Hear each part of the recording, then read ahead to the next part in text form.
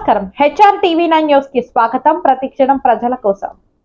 కుమార్ రాజా గారు ఆయన అనుకోకుండా గెలిచిపోయాడు ఈ నియోజకవర్గంలో. ఆయనకు కూడా ఏం చేయాలో తెలియట్లేదు. గ్రామాల్లో ఏం చేస్తా ఉన్నారంటే బుక్ కీపర్లు తీసేయడం, ఫీల్డ్ అసిస్టెంట్లు తీసేయడం, దానికి ఒక రేటు మాట్లాడుకోవడం, వచ్చి వెంటనే చెరువులు తవ్వడం ప్రారంభించారు. ఆయన ఊరు తిరిగేవాడు. ఎక్కడా కూడా మేము ఎవరు చెరువులు తవ్వేవాళ్ళం కాదు, ఇసుక ఒకే కాంట్రాక్టర్ ఉండేవాళ్ళు, అన్నీ కూడా జరిగాయి. కానీ ఈరోజు రావడమే నిమ్మకూరులో దాదాపుగా 50 లక్షల రూపాయలు మట్టి అమ్మేశాడు ఆయన. అదేవిధంగా కోసూరులో 1 కోటి రూపాయలు మట్టి అమ్మేశారు.